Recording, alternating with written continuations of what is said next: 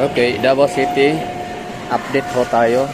Featuring Robinson and Abrisa de Ayala Mall dito sa Bahada, Davao City.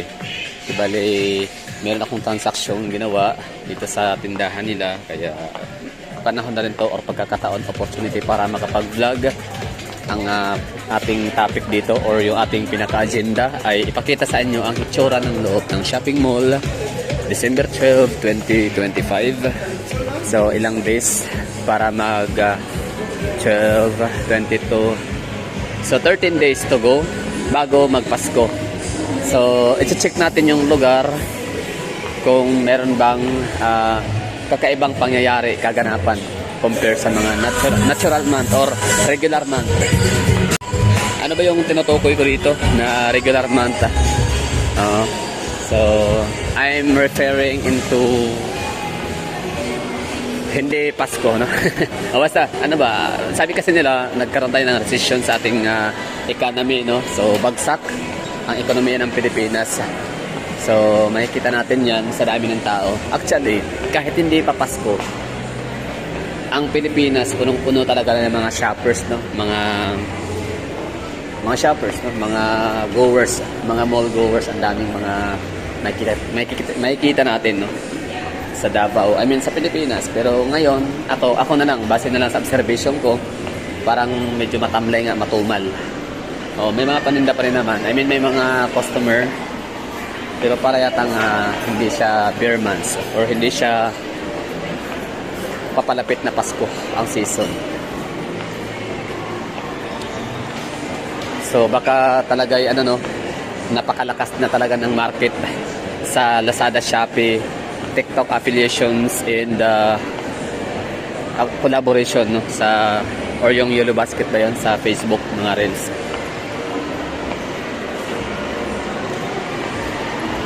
Nasa second floor level tayo ng Abrisa Mall.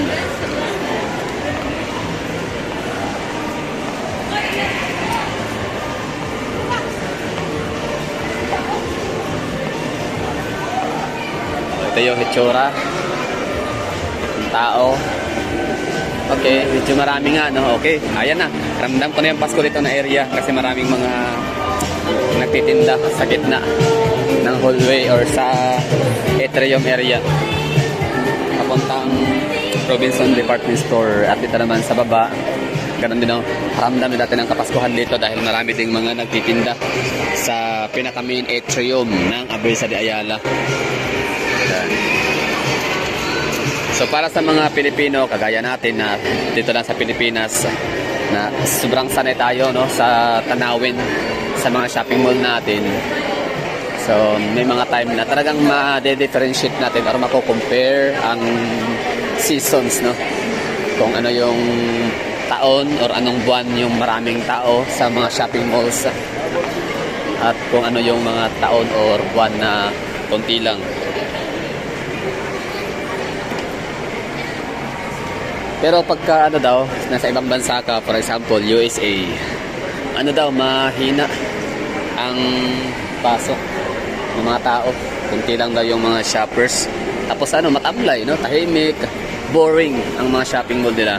Pero itong lugar na to, Ayala Mall, para sa akin, medyo matamlay nga siya ngayon, no? Kumpara sa mga nagdaang araw. Pero yun na nga, itong matamlay sa atin ng mga Pilipinong matamlay na shopping mall.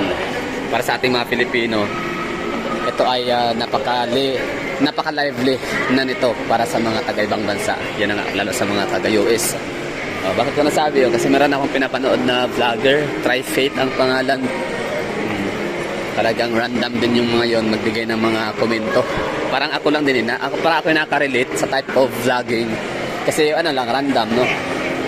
Punta lang sa mga lugar, tapos kung ano yung makikita, ano yung ma-observe, ano yung ma-witness, or yung actual din na bigyan ng review and komento, remarks, ganun. Ngayon, gagawin natin ay ikot tayo sa may atrium area sa ground floor level. Tingnan natin kung anong ganap. So from here, kita naman natin dito na medyo busy nga, no? I mean, hindi ganun kabisi, pero may mga kahit paano ay namimili. Sorry. So ito ano lang ha, pasilip lang sa Davao City, Ayala Mall, Abrisa de Ayala. Actually itong mall na to, hindi talaga siya pang masa, masasabi ko lang. Oh, hindi siya puntahan ng mga taga Boulevard. Hindi ako yung taga Boulevard kasi, kaya masasabi kong hindi siya masyadong approachable para sa akin. Approachable. O di kaya baka mas pabor lang sa akin yung Gaisano South Ilo Street. Gaisano Grand pala. O ito na yon. Welcome to, ano ba tawag dito? Kung sa City Hall Ground ay Pasko Fiesta, dito naman ay ano to? Christmas event. Galing sa mall.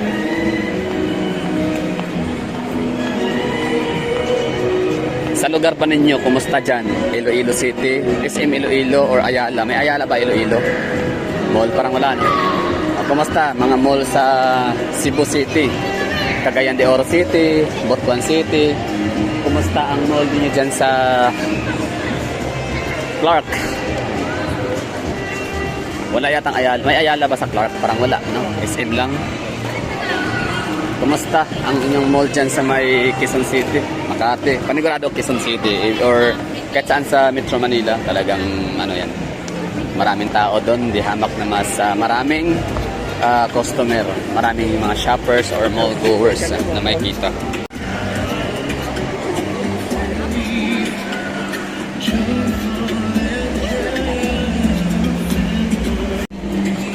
Yan lang, no? Umikot lang tayo. So, kumusta sa inyo mga lugar? Mga metro cities in every region. Pag sinabing Soxargen, that's Iloilo City, kumusta? I mean, Iloilo. General Santos City, kumusta ang inyong mga mall? Sa inyong lugar, matao na ba? Oo. Alive na ba?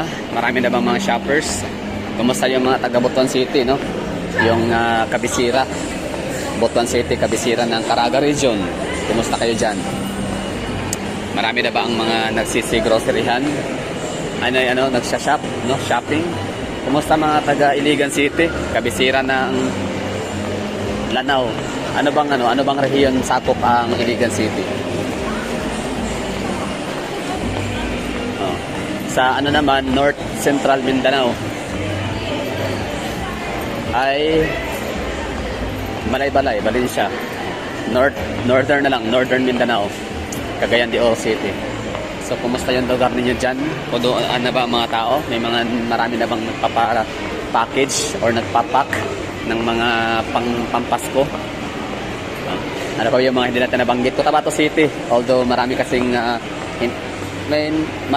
mostly yata sa Cotabato City is mga Muslim, no? Kaya hindi sila nagsiselebrate or hindi sila masyadong practice, no, ng mga ganitong panahon. Napapractice ng mga Christmas, ganun. So, sa mga Zamboanga City and Pagadian, kumusta kayo dyan? Kumusta ang iyong mga shopping malls? Matao na ba? Kasi dito sa Davao City, so far, ito pala yung napasukan ko within this month of December. So, hindi pa siya ganun ka-busy.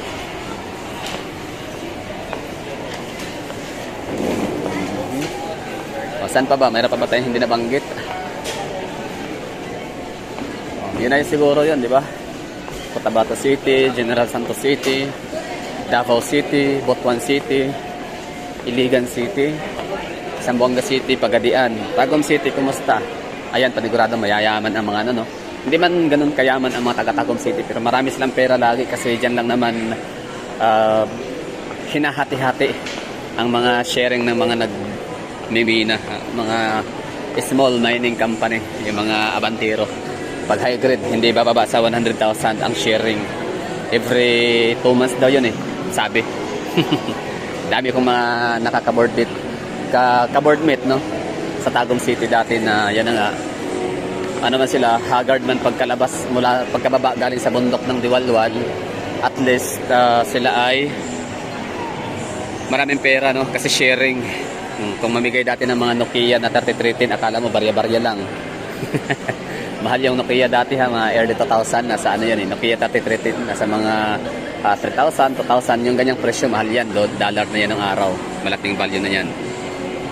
Pero dahil kaibigan,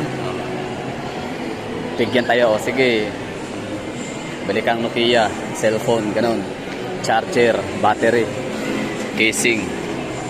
So mayayaman yung mga taga ano.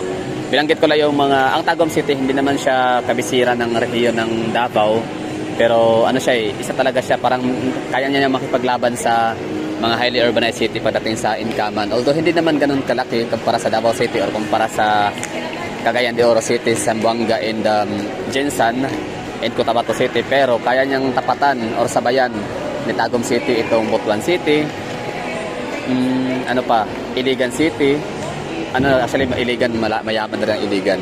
Basta Butuan City, no? Parang mas mayaman pa yata ang Tagum City pagdating sa GDP revenue partida. Provincial capital lang ang Tagum City, hindi siya regional compare sa Butuan City na Caraga Region capital. Kumusta yung mga shopping mall niyo? Kasi isa yan sa mga palatandaan natin kapag marami ng kapirahan na bumuhos, nagsi-circulate sa isang lugar, isang probinsya, yan, punuan ang mga shopping malls. Ano pa ba ang mga hindi ko nabanggit? May mga hindi pa ba ako nabanggit na mga highly urbanized city and the mga independent component city within Mindanao? Okay, let's go to Visayas. Kumusta ang Tacloban City? Puno na ba ang iyong mga ano dyan? Although walang SM sa Tacloban, pero meron silang Robinson, dalawa. Kumusta? So, Cebu, Iloilo, mayaman yan, Iloilo.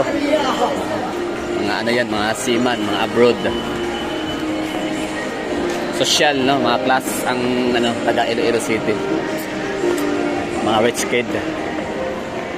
Bacolod City, yun, marami ding ano dyan, maraming tao, marami ding kapirahan. Kumusta yung Ayala ninyo dyan? Kumusta ang inyong SM? Santa ba? Highly urbanized city, Tacloban, Cebu City, Lapu-Lapu. Lapu-Lapu City is a highly urbanized city pero wala silang SM, wala rin silang Ayala. Gaisano Mall pa lang. Mandawi City, wala pa silang SM. Meron na ba? Parang wala, no? Di sure. Not really sure. Pero okay lang naman kasi magkarapit, dikit-dikit lang yung ano eh. Lapu-Lapu City, Mandawi, and Cebu City. Kaya nga lalong yumayaman itong maliit lang na land area ang Cebu City, pero napakayaman din itong syudad na to kasi or syudad na yan gawa nung si Mandawi City and Lapu-Lapu City ay isa sa mga malalaking contributor sa GDP ng Cebu City. Kasi nga yun, yung mga mayayaman sa Mandawi and mga tao, no? Mayaman o mahirap, middle class, upper middle class, pupunta ng Cebu City para mag-shopping. Saan pa? Ano pa mga highly urbanized city sa Visayas? Yun na yata, no? Bacolod, Iloilo. Okay, Dumaguete City. Di ako sure kung ang Dumaguete City ay independent component city. Same with Rojas City. I don't know. So, pero siyempre Dumaguete City, siya na yung tumatayong ano ngayon, no? Regional capital.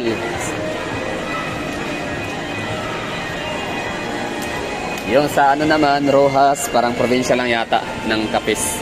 Rojas City, Capiz Province.